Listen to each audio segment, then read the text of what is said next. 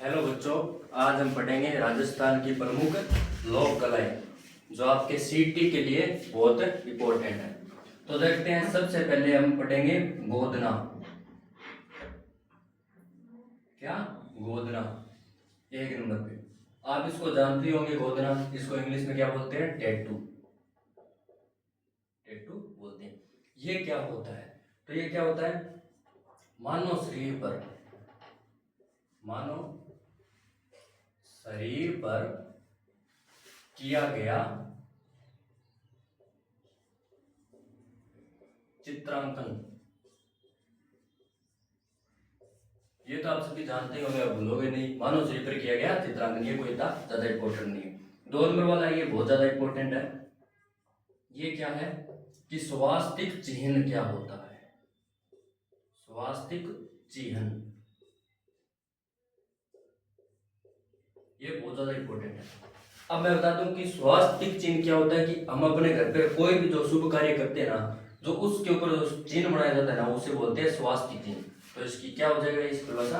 राजस्थान में किसी शुभ कार्य पर, किसी शुभ कार्य पर बनाया जाने वाला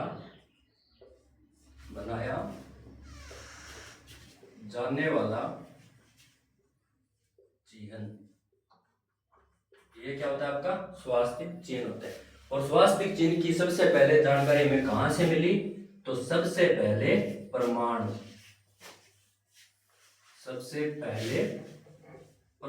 प्राप्त हुए। कहां से हुए थे हमें? तो ये हुए थे आप में कालीबंगा सभ्यता से। कौन सी? जो आपके हनुमानगढ़ में स्थित है, कालीबंगा सभ्यता। यहां से क्या हुए थे? हमें स्वास्तिक चिन्ह के प्रमुख प्रमाण प्राप्त हुए थे। तो गोदना मानव शरीर पर किया गया चित्रांकन हो गया। स्वास्तिक चिन्ह ये इंपॉर्टेंट है, बार बार परीक्षा में आता है। राजस्थान में किसी शुभ कार्य पर बनाया जाने वाला चिन्ह क्या हो गया? स्वास्तिक चिन्ह। और सबसे पहले प्रमाण हमें कहां से प्राप्त हुए?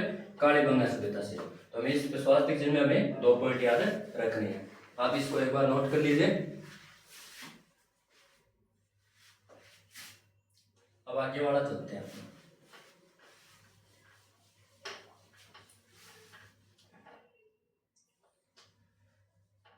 अब अपने आता है 3 नंबर पर, यह भी इंपॉर्टेंट है परीक्षा की दृष्टि से, जिसको बोलते हैं अपन गोरे, या फिर इसको बोल सकते हैं कोठे, या फिर इसको हम बोल सकते हैं ओसरी।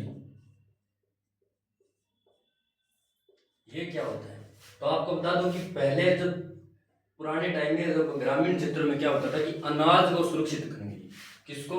अनाज को सुरक्षित रखने के लिए, अनाज को सुरक्षित रखने के लिए जो पुराने मर्द भांड होते थे, मतलब जो बर्तन होते थे, उन्हें हम क्या बोलते थे? हमें उन ओसरी बोलते थे, कोठे बोलते थे, या फिर गोरे बोलते थे। और सबसे पहले प्रमाण की बात करूं तो ये हमें कहां से देखने को मिले हैं? ये हमें आहड़ सभ्यता, जो कि हमारी कहाँ है? आहड़ सभ्यता उदयपुर से, में इसके प्रमाण हमको देखने को मिली है। सही बात है। और एक इंपॉर्टेंट लाइन हो रहा है इसमें कि इसी गोरे या कोठे ओसरी को मारवाड़ के क्षेत्र में, जो मारवाड़ का क्षेत्र है ना, मारवाड़ के क्षेत्र में इन्हीं ओसरी कोठे या ओसरी को क्या बोला जाता है? बागुड़िया बोला जाता है। बागुड़िया, ये भी इंपॉर्टेंट लाइन है, ये आया हुआ क्वेश्चन। तो ये आपको समझा दिया गया। अब मैं एक बार इसको लिख देता हूं, आप अपने नोट्स में मेरे साथ साथ लिखिएगा। गोरे कोठे या ओसरी, तो क्या है कि राजस्थान में ग्रामीण क्षेत्रों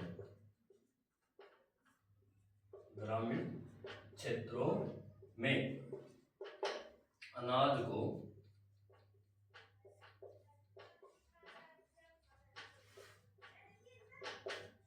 सुरक्षित रखने के मर्द भांड जो होते थे उन्हें क्या बोला जाता था? ओसरी या कोठे या फिर गोरे। सही। अब अगला पॉइंट क्या है कि सबसे पहले प्रमाण कहां से प्राप्त हुए? तो प्रमाण कहां से हुए थे इसके? काड़ी आड़ सभ्यता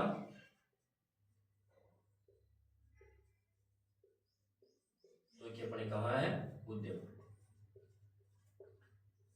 अब इन्हीं गोरे कोठी अपोसे को हमने मारवाड़ में क्या बोला था, मारवाड़ के क्षेत्र के लोग क्या बोलते हैं इनको, मारवाड़ क्षेत्र के लोग इनको क्या बोलते हैं, इनको बोलते हैं बागुड़िया।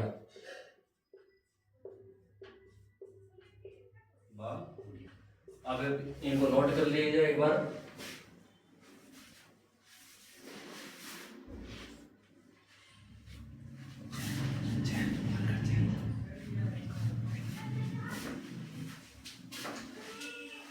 नोट कर लिया होगा आपने। अब इसको मिटो देता हूँ। अब अपन 4 नंबर वाले पर आगे वाले पर चलते हैं। मैं अब इनको आपको बोल के लिखवा दूंगा, वैसे तो टाइम बहुत ज्यादा लगेगा। तो 4 नंबर पर अपन आता है भराड़ी। भराड़ी ये क्या होता है कि आपकी एक जनजाति है, कौन सी, भील, जो आपको मैं आगे बाद में पढ़ाऊंगा। भील जनजाति है ना, ये क्या करती है, ये विवाह के अवसर पर, विवाह के अवसर पर क्या करती है, विवाह के अवसर पर अपनी आराध्य देवी, इनकी आराध्य देवी कौन है, आराध्य देवी है इनकी भराड़ी माता, भराड़ी माता, उनका क्या करती है, चित्रण करती है। भराड़ी चित्रण क्या हो गया कि ये भील जनजाति अपने विवाह के अवसर पर अपनी आराध्य देवी भराड़ी माता का क्या करती है, चित्रण करती है। उसे क्या बोलते हैं, भराड़ी चित्रण बोलते हैं। तो आप हेडिंग लगाइएगा भराड़ी चित्रण। मैं आपको लिखवा देता हूं कि राजस्थान में, आप लिखिएगा, राजस्थान में भील जनजाति विवाह के अवसर पर अपनी आराध्य देवी भराड़ी माता, मैं आपको नाम लिख देता हूं, भराड़ी माता का चित्रण किया जाता है। उसे क्या बोलते हैं हम, भराड़ी चित्रण बोला जाता है। हो गया नोट। चलो आगे वाले पे चलते हैं, नेक्स्ट पे। नेक्स्ट अपना बहुत इंपॉर्टेंट है, वो है 5 नंबर, क्या है, मोरनी मांडना, मोरनी मांडना चित्रण। मैं एक बार आपको समझा देता हूं क्या है ये, बाद में हम इनको नोट करेंगे। इंपॉर्टेंट है परीक्षा की दृष्टि से कि मोरनी मांडना क्यों है, कि हमारी एक राजस्थान में एक जनजाति है जिसे हम बोला जाता है मीणा जनजाति। ये मीणा जनजाति क्या करती है, ये मीणा जनजाति विवाह के अवसर पर, किसके अवसर पर, विवाह के अवसर पर किसका चित्रण करती है, दीवारों पर, विवाह के अवसर पर अपने घरों के दीवारों पर, घर के दीवारों पर किसका, मोरनी का चित्रण करती है, मोरनी का चित्रण करती है। उसे क्या बोला जाता है, मोरनी मांडना विवाह बोला जाता है।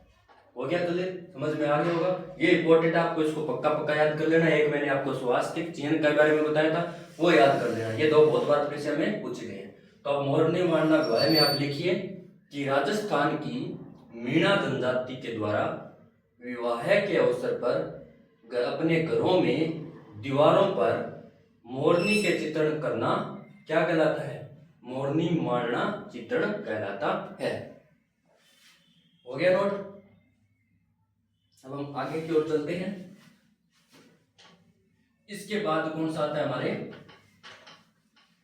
एक नोट लगा के लिखना, नोट लगाओ,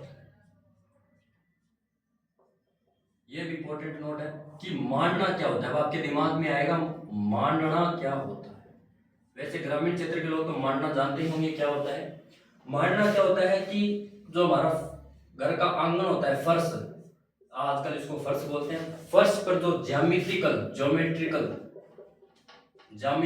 अलंकरण, मतलब अपने आंगन को सुंदरता प्रदान करने के लिए जो ज्यामिति अलंकरण किया जाता है उसे हम क्या बोलते हैं, मांडना बोलते हैं। और इसका एक पॉइंट ये याद रखना कि महाराष्ट्र में इसी मांडना को आजकल क्या बोला जाता है, रंगोली बोला जाता है। और गुजरात में क्या बोला जाता है, इसी मांडना को सतिया बोला जाता है। क्या बोला जाता है, सतिया बोला जाता है। तो और एक मोस्ट इंपॉर्टेंट पॉइंट कि मांडना की एकमात्र राजस्थान की मानना कि एकमात्र अंतर्राष्ट्रीय कलाकार कौन है, यह प्रश्न आएगा आपके। तो अंतर्राष्ट्रीय कलाकार कौन है, वो हमारे राजस्थान की है, उसका नाम है उनका कौशल्या शर्मा। उनका नाम क्या है, कौशल्या शर्मा, जो कि हमारे 12 डिस्ट्रिक्ट की है। किसकी है, 12 डिस्ट्रिक्ट। ये आपको समझ में आ गया होगा। तो आप हेडिंग लगाइए, नोट का पहला पॉइंट, मांडना क्या होता है। तो लिखिएगा इसमें कि राजस्थान में फर्श पर ज्यामितिक अलंकरण को क्या बोलते हैं, ज्यामितिक अलंकरण करने को हम मांडना बोलते हैं। अब नेक्स्ट पॉइंट लिखिएगा कि महाराष्ट्र में मांडना को आजकल रंगोली बोला जाता है। लिख लिया। इसी प्रकार नेक्स्ट पॉइंट लिखिएगा, गुजरात में मांडना को सतिया बोला जाता है। गुजरात में क्या बोला जाता है, मांडना को सतिया बोला जाता है।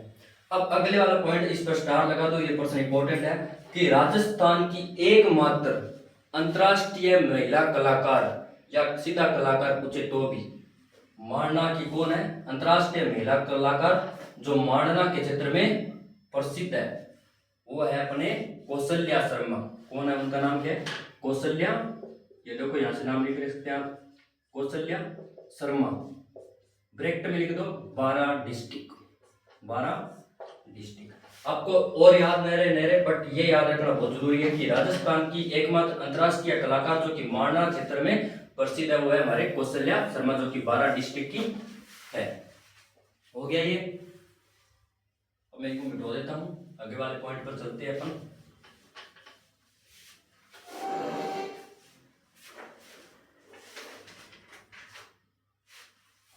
चलो आगे वाला नेक्स्ट 6 नंबर हेडिंग क्या है अपनी, ये भी इंपॉर्टेंट है, परीक्षा में आया हुआ है, पिछवाई पेंटिंग। पिछवाई पेंटिंग क्या होता है, सबसे पहले इसको हम समझेंगे कि पिछवाई पेंटिंग क्या होता है। कि हमारे भगवान श्री कृष्ण, भगवान श्री कृष्ण की बाल लीलाओं को, बाल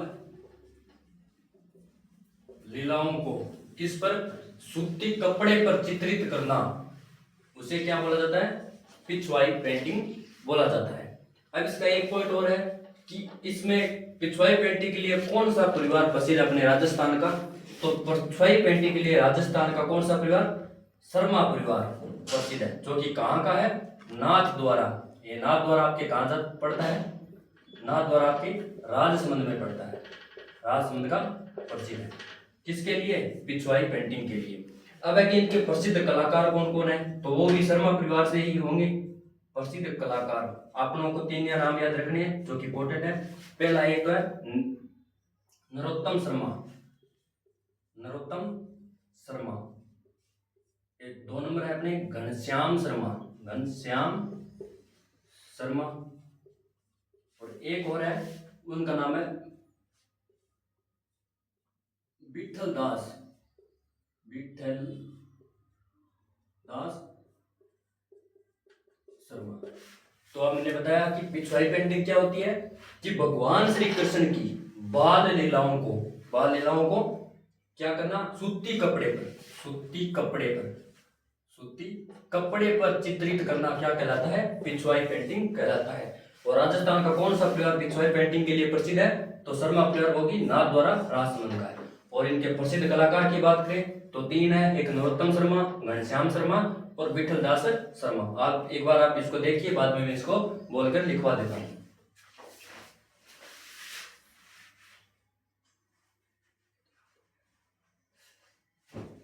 हाँ जी, तो हेडिंग लगाइए पिछवाई पेंटिंग, पिछवाई पेंटिंग में हेडिंग लगाइए कि इसमें लिखिए भगवान श्री कृष्ण की बाल लीलाओं को सूती कपड़े पर, सूती वस्त्र या कपड़े पर चित्रित करना क्या कहलाता है, पिछवाई पेंटिंग कहलाता है। नेक्स्ट पॉइंट लिखिए कि राजस्थान में पिछवाई पेंटिंग के लिए राजस्थान का शर्मा परिवार प्रसिद्ध है, जो कि नाथ द्वारा राजसमंद का। कौन सा? नाथ द्वारा राज समंता शर्मा परिवार पिछवाई पेंटिंग के लिए प्रसिद्ध है, ये नाम आप लिख सकते हो। नेक्स्ट, इनके प्रसिद्ध कलाकार, पिछवाई पेंटिंग के प्रसिद्ध कलाकार, तो 3 है, मैं इनके आपको नाम लिख देता हूं, आप बोर्ड से इनको डायरेक्ट लिख लेना। प्रसिद्ध कलाकार, सबसे पहला नरोत्तम शर्मा,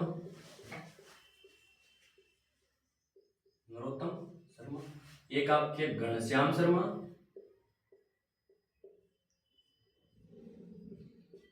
एक आगे विठल दास,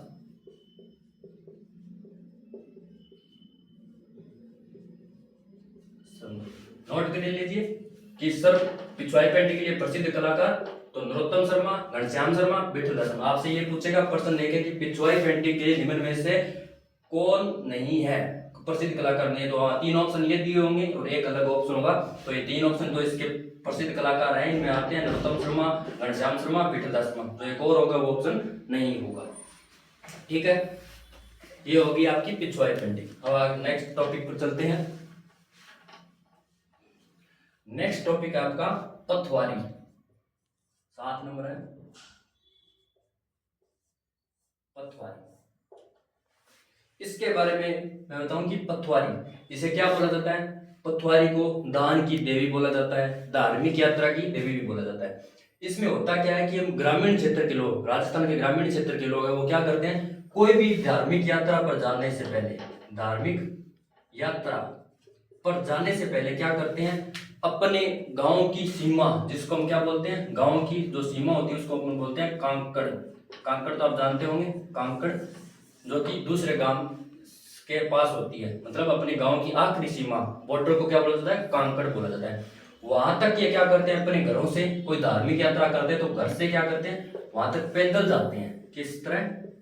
पैदल जाते हैं और वहां पर अपनी पथवारी माता के क्या करते हैं, दर्शन करते हैं और उनका चित्रण करते हैं। इसे क्या बोला जाता है, पथवारी बोला जाता है। ये नॉर्मल सा है, तो आप इसको लिखिएगा कि पथवारी में पहला पॉइंट लिखिएगा कि इसे धार्मिक यात्रा की देवी और दान की देवी बोला जाता है। इसे क्या बोला जाता है, धार्मिक यात्रा की देवी और दान की देवी। 2 नंबर टॉपिक पॉइंट लगाइएगा और लिखिएगा कि राजस्थान के ग्रामीण क्षेत्रों के लोग, राजस्थान के ग्रामीण क्षेत्रों के लोग अपनी कोई धार्मिक यात्रा करने के लिए धार्मिक यात्रा पर जाते हैं तो वे अपने गांव की सीमा कांकड़, हीरा कांकड़ शब्द, कांकड़ तक पैदल चलकर जाते हैं और पैदल चलकर जाते हैं और वहां पर ये क्या करते हैं, पथवारी माता अपनी कौन सी, ये शब्द यहां से लिख दिया, पथवारी माता, पथवारी माता का क्या करते हैं, चित्रण करते हैं। इसे हम क्या बोलते हैं, इसे राजस्थान संस्कृति की भाषा में पथवारी बोला जाता है। लिख लीजिए, आप नोट कर लीजिए इसको।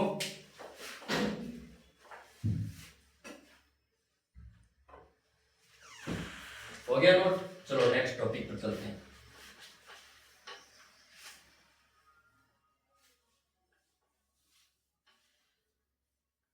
इसके बाद भाई बहुत नेक्स्ट टॉपिक आएगा 8 नंबर आपका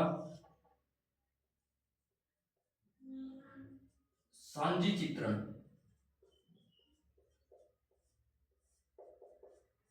मैं एक बार इसको आपको समझा देता हूं, बाद में लैंड बाय टॉपिक लिखवा दूंगा। सांझी चित्रण क्या होता है? तो सबसे पहले कि राजस्थान में क्या किया जाता है, राजस्थान में ग्रामीण क्षेत्र के लोग है ना, वो क्या करते हैं, गोबर व मिट्टी से, गोबर और मिट्टी से अपने घरों की दीवारों को, किनको, अपने घरों की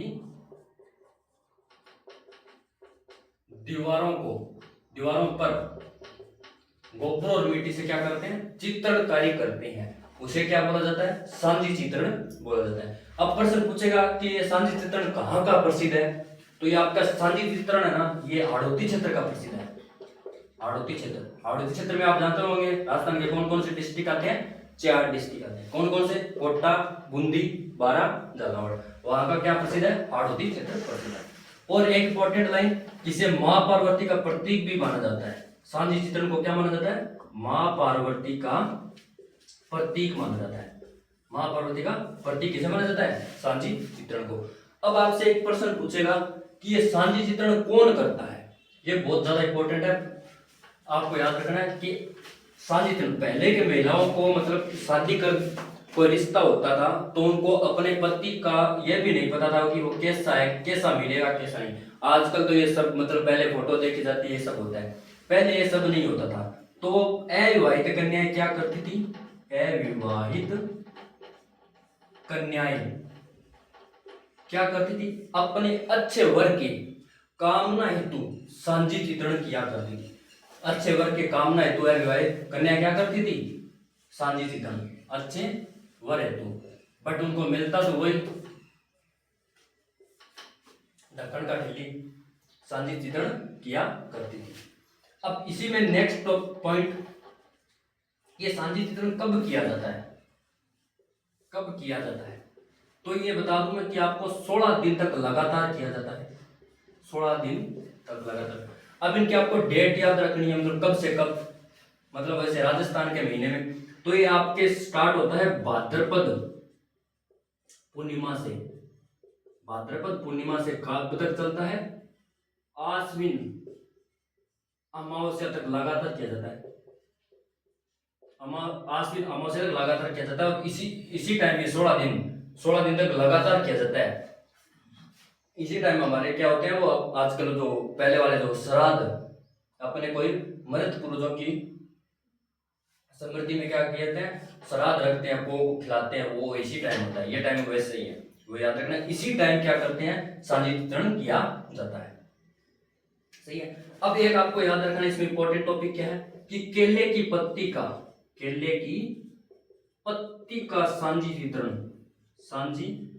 चित्रण कहाँ का प्रसिद्ध है, ये कहाँ का प्रसिद्ध है सांझी चित्रण, ये नाथ द्वारा राजसमंद का प्रसिद्ध है। कहाँ का, नाथ द्वारा राजसमंद का प्रसिद्ध कौन सा है, केले की पत्ती का सांझी चित्रण।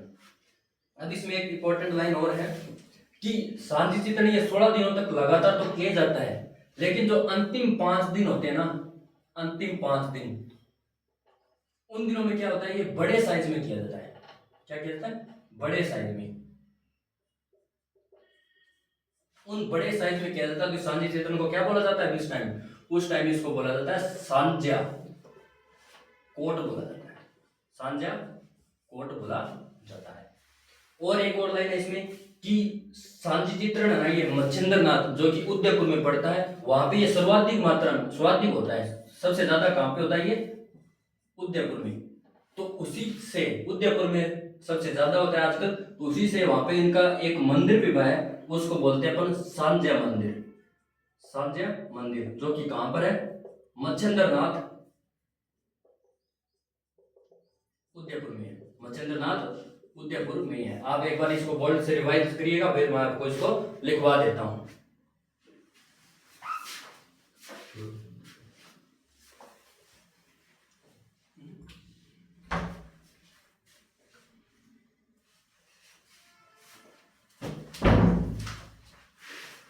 चलो जी, अब इसको सांझी चित्रण को अपने नोट्स में लिखते हैं।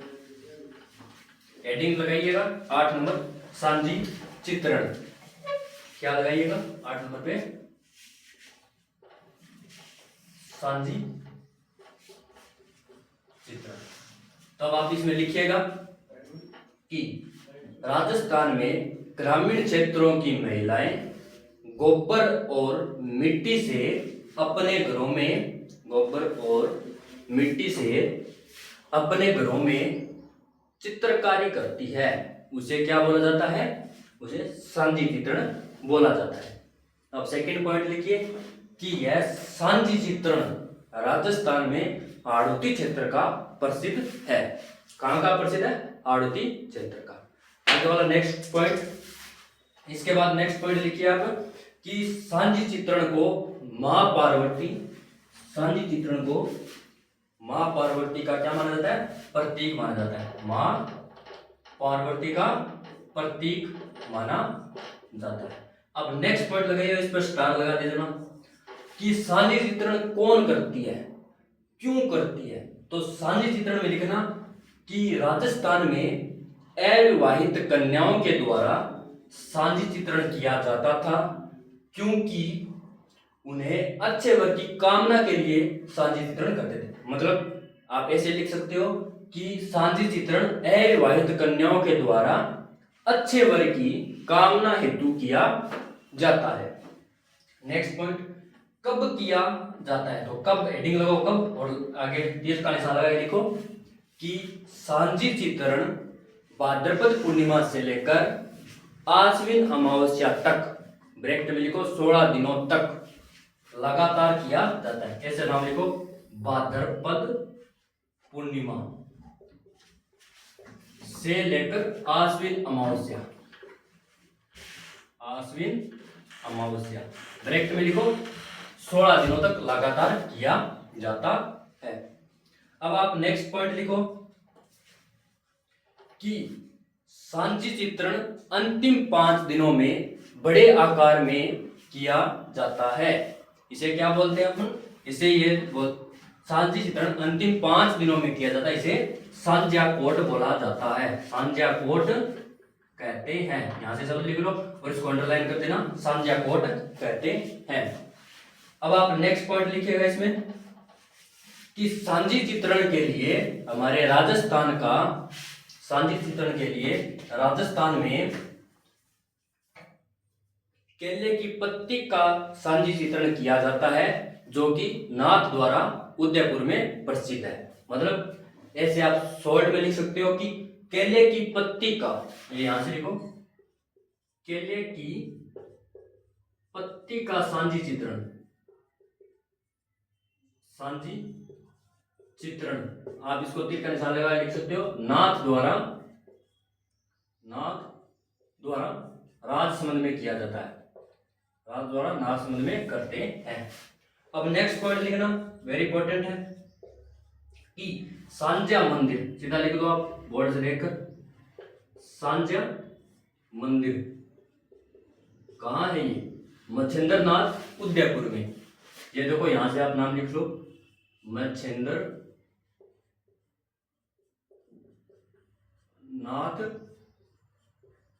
उदयपुर, मच्छिंद्रनाथ उदयपुर में यहां से लिख लो। ये आपका हो गया सांझी चित्रण, और इस पर इंपॉर्टेंट लगा देना, ये परीक्षा में पक्का आएगा। मैंने आपको सांझी चित्रण बता दिया है। अब चलो आगे वाले पर करते हैं। आप इसको लिख लिया होगा, मच्छिंद्रनाथ उदयपुर सांझा मंदिर। चलो नेक्स्ट टॉपिक पर चलते हैं। इसी का 9 नंबर लगाइए और लिखिए फड़, हेडिंग लगाइए फड़। फड़ भी आपकी इंपॉर्टेंट है। ये छोटा सा टॉपिक है, ज्यादा बड़ा नहीं है, और इससे एक क्वेश्चन पक्का आएगा आपके सभी भर्तियों में आता है लगभग। मैंने आपको इसमें से प्रमुख जो परीक्षा में आते हैं वो बता रहा हूं। तो आगे हेडिंग लगाइए 9 नंबर पे फड़। सबसे पहले तो इसकी परिभाषा कि फड़ होता क्या है। तो फड़ क्या होता है कि देवी देवताओं या महापुरुषों महासंतों की जीवनी, उनकी क्या जीवनी, किन पर? सूती कपड़ों पर चित्रित करना क्या कहलाता है? फड़ कहलाता है। अब प्रश्न पूछेगा कि आपसे कि फड़ का मतलब प्रसिद्ध कलाकार कौन है? प्रसिद्ध कलाकार ये अपने राजस्थान का ही है। फड़ का प्रसिद्ध कलाकार कौन है? श्री लाल जोशी, श्री लाल जोशी, जो कि कहां से है? साहेबपुरा। साहेबपुरा आप जानते हो कहां से, कहां है? भीलवाड़ा में है। साहेबपुरा भीलवाड़ा में है। और एक बात याद रखना कि श्री लाल जोशी को भारत सरकार द्वारा 2006 में किससे सम्मानित किया गया? पद्मश्री अवार्ड से, पद्मश्री अवार्ड से सम्मानित किया गया था। लेकिन वैसे पूछे कि फड़ के मतलब संपादक कौन है? सबसे पहले फड़ को किसने बनाया था? तो सबसे पहले बनाने वाले फड़ को कौन थे? वो थे कौन? पांचालाल जोशी, पांचालाल जोशी। लेकिन ये क्वेश्चन नहीं पूछेगा आपसे, क्वेश्चन ये पूछेगा कि प्रसिद्ध कलाकार कौन है जिसको भारत सरकार ने 2006 में पद्मश्री अवार्ड दिया था। तो वो कौन है आपके? श्रीलाल जोशी, जो कि साहेबपुरा भीलवाड़ा से। और ये आपकी फड़ कहाँ की प्रसिद्ध है? साहेबपुरा भीलवाड़ा की प्रसिद्ध है। अब इसमें बहुत इंपॉर्टेंट लाइन है जो मैं आपको बताता हूं, ये आप पहले लिख लीजिए, इतना लिखिए कि फड़ तो पहले इसका लिखिए, प्रथम फड़ को बनाने वाला प्रथम कलाकार कौन था? पांचाजी जोशी थे, पांचाजी जोशी जोगी। अब लिखिए कि प्रसिद्ध कलाकार, नेक्स्ट टॉपिक पॉइंट अलग बना के लिखिए, प्रसिद्ध कलाकार कौन है? श्रीलाल जोशी,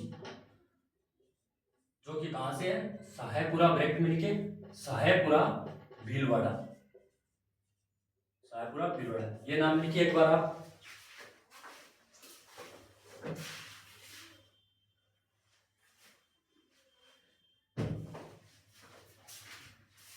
लिख लिया आपने। अब इसमें आप पॉइंट बना के लिखिए कि भारत सरकार द्वारा फड़ चित्रण के रूप में श्रीलाल जोशी को 2006 में पद्म श्री अवार्ड, क्या ये नाम रहा आपका यहां से, पद्म श्री अवार्ड दिया गया पुरस्कार के रूप में। ये हो गया। अब मैं आपको बताता हूं कि नेक्स्ट पॉइंट इसका, कि जो फड़ है ना, इनका फड़ का वाचन करने वाले लोगों को क्या कहते हैं? फड़ का वाचन करने वाला व्यक्ति वाचनकर्ता बोलते हैं जिसको। वाचनकर्ता कौन होते हैं? भोंपे होते हैं। कौन? भोंपे, मतलब उनको भोंपे बोला जाता है। फड़ का वाचन करने वाले व्यक्ति को भोंपे बोला जाता है। अब एक ये टॉपिक, एक पॉइंट कि फड़ में, अब आप ये देखिएगा, एक होता है फड़ ठंडी करना, फड़ ठंडी करना, इसका अर्थ मैं आपको समझाऊंगा। फड़ ठंडी करना किसे बोलते हैं? कि मान लो कोई फड़ है, वो बन तो गई है बट वो किसी कारणवश से टूट गई है, खराब हो गई है, तो उसका क्या करेंगे? तो उसका अपने एक पवित्र जलाशय है, जिसे क्या, पवित्र झील है, पवित्र जलाशय या पवित्र झील है, कौन सी? पुष्कर झील में विसर्जित किया जाता है, विसर्जित किया जाता है। उसे क्या बोलते हैं? फड़ ठंडी करना बोला जाता है। नेक्स्ट देखिए कि आपकी फड़ है, देवी देवताओं की फड़ किन वस्त्रों पर लिखी जाती है? तो देवता की फड़ देखो, देवता की फड़ या फिर महापुरुषों की फड़ आ गई यहाँ पे, महापुरुषों, इनकी फड़ों का चित्रण किस रंग के कपड़े पर किया जाता है? लाल रंग के सूती वस्त्रों पर क्या किया जाता है? देवता महापुरुषों की फड़ का चित्रण किया जाता है। इसी प्रकार देवियों का चित्रण, देवियों की फड़ का चित्रण किस रंग के कपड़े पर किया जाता है? नीले रंग के कपड़े पर, नीले रंग के सूती कपड़े पर किया जाता है। और इसी प्रकार महासंतों की बात करें तो महासंतों की फड़ का चित्रण किस रंग के कपड़े पर किया जाता है? तो होगा आपका सफेद रंग के कपड़े पर, सफेद रंग के कपड़े पर होगा। सही बात है। अब एक होती है कि राक्षक या बसासुर, उनकी फड़ों का चित्रण किस रंग के कपड़े पर किया जाएगा? तो उनकी फड़ों का चित्रण होगा आपके काले रंग के कपड़े पर होगा। ये मैं आपको लिखा देता हूं एक बार इतना, फिर आगे कंटिन्यू करते हैं इस टॉपिक को। तो आपने यहाँ तक तो लिख लिया, प्रसिद्ध कलाकार श्रीलाल जोशी साहेबपुरा भीलवाड़ा से थे, उनको पद्मश्री अवार्ड मिला था, भारत सरकार ने दिया था 2006 में। अब आगे लिखो आप नेक्स्ट पॉइंट कि फड़ का वाचन करने वाले, फड़ का वाचन करने वाले, फड़ का वाचन करने वाले व्यक्ति को भोंपे कहा जाता है। फड़ का वाचन करने वाले व्यक्ति को क्या कहा जाता है? भोंपे कहा जाता है। ये पॉइंट लिख लिया आपने। अब नेक्स्ट पॉइंट लिखो कि देवी देवता, नेक्स्ट पॉइंट लिखो देवता महापुरुषों, देवता और महापुरुषों की फड़ों का चित्रण, देवता और महापुरुषों की फड़ों का चित्रण लाल रंग के कपड़े पर किया जाता है। इसी प्रकार आप नेक्स्ट पॉइंट लिखिए, देवियों की फड़ों का चित्रण, देवियों की फड़ों का चित्रण किस रंग के कपड़े पर किया जाता है? मैंने आपको बताया था अभी, नीले रंग के सूती वस्त्र पर किया जाता है। ये लिख लिया आपने। अब नेक्स्ट पॉइंट लिखिए कि महासंतों की फड़ों का चित्रण, महासंतों की फड़ों का चित्रण सफेद रंग के कपड़े पर, सफेद रंग के कपड़े पर किया जाता है, सफेद रंग के कपड़े पर किया जाता है। अब आप लिखिए आगे नेक्स्ट पॉइंट कि राक्षक या बेसासुर की फड़ों का चित्रण, राक्षक या बेसासुर की फड़ों का चित्रण काले रंग के कपड़े पर किया जाता है। अब आप इसमें फड़ में देखिएगा, इनके और भी अन्य कलाकार है, प्रसिद्ध कलाकार है, उनकी बात करते हैं। तो प्रसिद्ध कलाकार, तो आप इनमें नाम लिखिएगा, मेरे बोर्ड से देख लिख लीजिएगा, ये आपको बस ध्यान में रखने हैं थोड़ी बहुत। पहला तो आपका वही पांचाजी जोशी हो गया एक। तो एक श्रीलाल जोशी, जिसे 2006 में भारत सरकार ने क्या दिया था, पद्मश्री अवार्ड, श्री लाल जोशी। एक लिखो आप महेश जोशी। एक लिखो आप विजय जोशी। एक लिखो आप 5 नंबर पार्वती बाई जोशी। ये पार्वती बाई जोशी क्या है, इसमें नीचे तीर का निशान लिख देना, प्रथम महिला फड़ चितेरी। अब आप ये पूछोगे मुझसे कि चितेरी क्या होता है, कि चितेरी मतलब फड़ का जो बात लिखने वाला होता है ना, तो फड़ को लिखने वाला उसे चितेरी बोला जाता है, या फिर चितेरा बोला जाता है। ये आप नाम याद रख लेना। और भी ऐसे नाम इनके, जैसे महेश जोशी, विजय जोशी हो गया, पार्वती बाई हो गया, जैसे प्रदीप जोशी हो गया आपके, प्रदीप जोशी। और भी बहुत नाम है वैसे तो, जैसे दुर्गेश जोशी हो गया। बट आपको इनमें से 2-3 नाम याद रखने हैं, बाकी आपको ये ध्यान में रखना है कि प्रसिद्ध मतलब जो भी जोशी शब्द का व्यक्ति आए आपके ऑप्शन में, उसको मतलब लिखना वो फड़ का कलाकार ही होगा। सही बात है। अब आप नेक्स्ट पढ़ेंगे फड़ के प्रकार। बहुत सारी फड़ है, जिनमें से इंपॉर्टेंट फड़ मैं आपको 3-4 पढ़ाऊंगा, देखिएगा। और आपसे क्वेश्चन भी पूछे जाएंगे। आप हेडिंग लगाइए अब, देव नारायण जी की फड़। देव नारायण जी की फड़ इंपॉर्टेंट है भाई। ये सब आपने देखा ही होगा, बहुत भर्तियों में इसका जिक्र होता है, देव नारायण जी की फड़। हेडिंग लगाइएगा।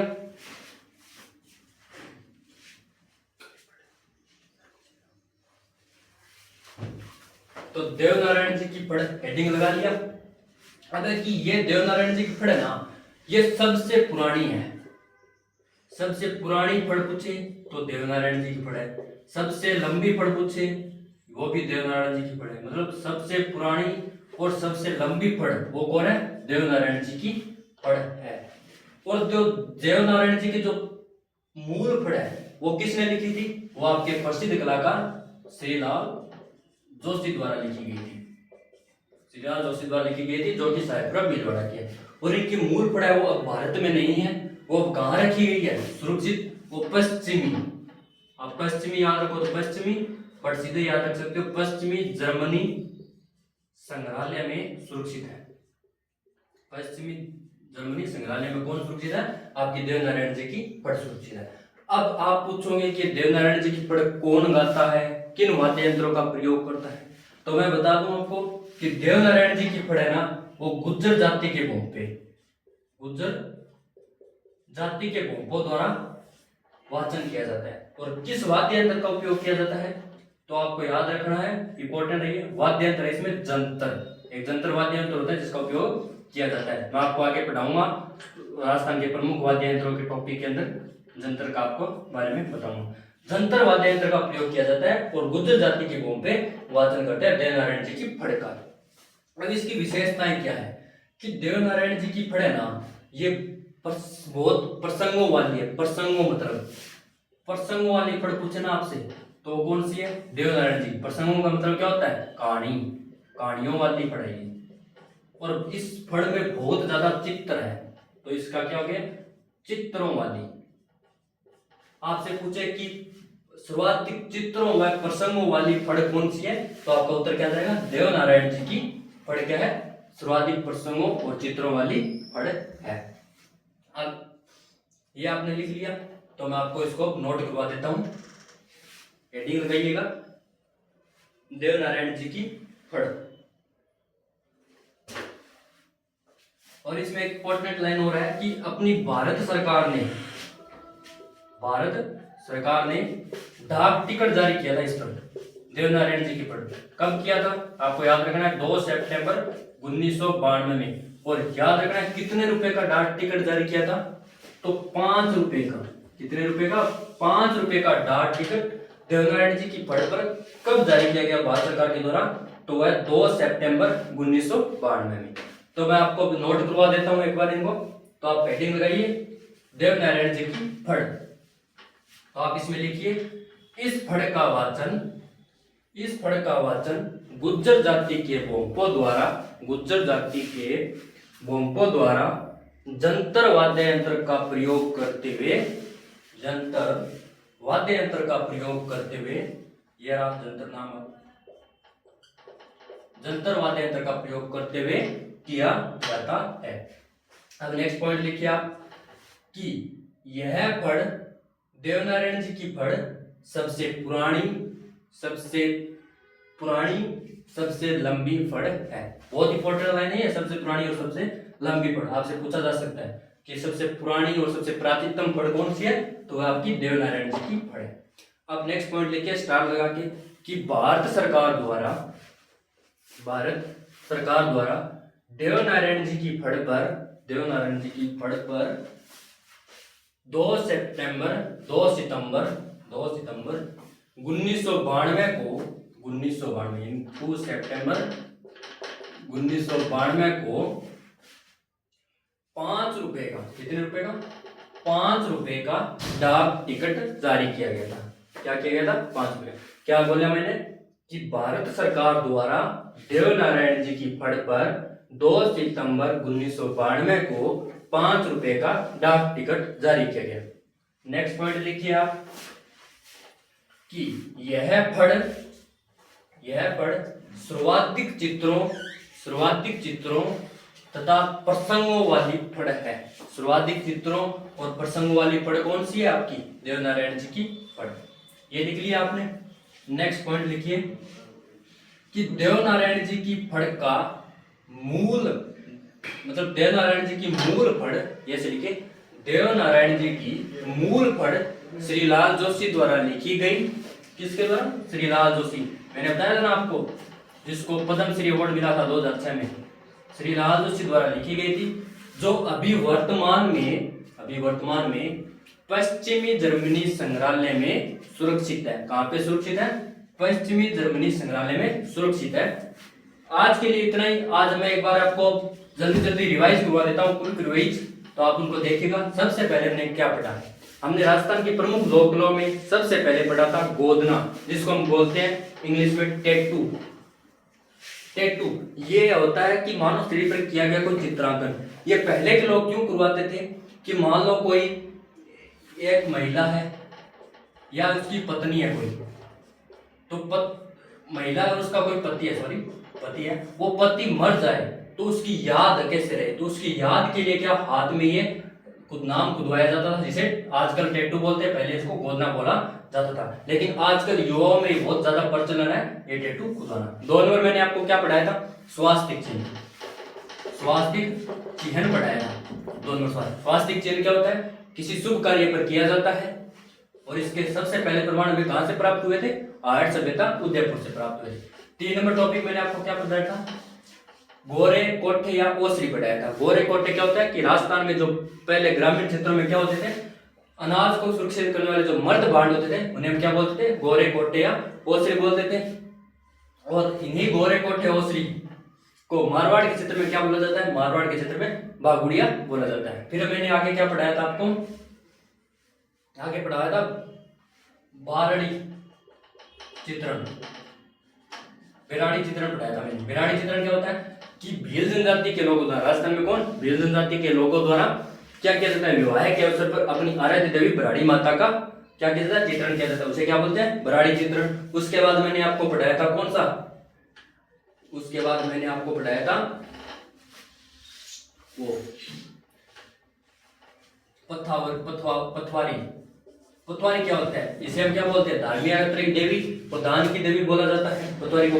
ये क्या है कि राजस्थान में पहले मैंने क्या बताया था, राजस्थान में ग्रामीण क्षेत्रों में लोग क्या करते हैं, कोई धार्मिक यात्रा पर जाते हैं तो सबसे पहले अपने गांव की क्या सीमा यानी कांकड़ पर जाते हैं, क्या करते हैं, पैदल चलकर क्या करते हैं, पतवारी माता के मतलब चित्रण करते हैं, उनका दर्शन करते हैं। मैंने ये आपको पतवारी चित्र पढ़ाया था।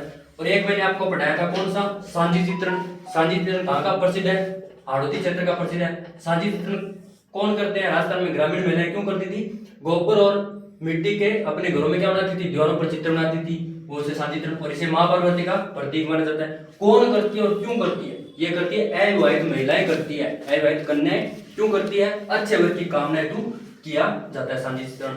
सबसे पहले ये बात हुई थी। और केले की पत्ती का सांझी चित्रण कहाँ का प्रसिद्ध है, नाथ द्वारा राजसमंद का, वो भी मैं बताया था। और सांझी चित्रण कब किया जाता है, भाद्रपद पूर्णिमा से लेकर आश्विन अमावस्या 16 दिन लगातार किया जाता है। और अंतिम दिनों 5 दिनों में क्या किया जाता है, बड़े साइज में किया जाता है, उसे हमने क्या बोला था, सांझा कोट बोला था, जो कि नाथ द्वारा राजसमंद का प्रसिद्ध है। उसके बाद मैंने आपको एक और बताया था कि सांझा मंदिर बना हुआ है, वो कहाँ है, मच्छिंद्रनाथ उदयपुर में बना हुआ है। उसके बाद मैंने आपको पढ़ाया था फड़। इसका प्रमुख संपादक या पहले वाला मतलब कलाकार कौन है, वो है पांचाती जोशी, सबसे पहले लिखा था। और प्रसिद्ध कलाकार श्रीलाल जोशी, जिसको भारत सरकार द्वारा 2006 में पद्मश्री अवार्ड दिया गया था। उसके बाद बात करूं तो प्रथम महिला चित्री कौन है फड़ की, वो आपकी पार्वती बाई जोशी थी, प्रथम महिला फड़ की। और फड़ क्या होती है कि देवी देवताओं महापुरुष संतों का क्या वस्त्रों पर चित्रण करना, सूती वस्त्रों पर चित्रण क्या कहलाता है, फड़ कहलाता है। फड़ क्या होगा, कलमकारी, वस्त्रों पर कलमकारी, वस्त्रों पर कलमकारी क्या है, कला है। ये भी आप पॉइंट लिख सकते हो आप द्वारा, वस्त्रों पर कलमकारी। अब मैंने आपको बताया था देवता महापुरुषों की फड़ का वाचन लाल रंग के कपड़े पर किया जाता है, देवियों का नीले रंग के कपड़ों पर किया जाता है, महासंतों का सफेद रंग के कपड़ों पर किया जाता है, राक्षसों का काले रंग के कपड़ों पर किया जाता है। और इसके बाद मैंने आपको एक पढ़ाई थी देवनारायण जी की फड़, जो कि सबसे पुरानी सबसे लंबी फड़ है और श्रीलाल जोशी द्वारा लिखी गई थी, जो कि अभी कहाँ पर है, वो अभी है जर्मनी के संग्रहालय में स्थित है। और देवनारायण जी की फड़ कौन गाते हैं, गुर्जर जाति के भोंपों द्वारा जंत्र वाद्य यंत्र का उपयोग करके उसे गाया जाता है। और भारत सरकार ने देवनारायण जी की फड़ पर क्या किया था, 2 सितंबर 1992 को 5 रुपए का डाक टिकट जारी किया था। और सबसे अधिक प्रसंगों और कहानियों वाली और स्वादिष्ट चित्रों वाली फड़ भी कौन सी है, देवनारायण जी की फड़ है। अब हम कल पढ़ेंगे बाबू जी की फड़ हो गई, आपके रामदला कृष्ण की फड़ हो गई, अमिताभ बच्चन की फड़ हो गई, और गोगा जी की फड़ हो गई, रामदेव जी की फड़ होगी, वो अब पढ़ेंगे कल। एक बात बता दूं मैं आपको कि आपको याद कर लेने हैं, एक आप डेली का डेली रिवाइज करोगे तभी आपको याद होंगे, वरना ये आपके कंफ्यूज करेंगे। क्या करेंगे, कंफ्यूज करेंगे। और आज के लिए इतना ही, थैंक यू। और इस वीडियो को आप देखिएगा, लाइक करिएगा और अपने दोस्तों के साथ शेयर करिएगा। ओके बाय, धन्यवाद।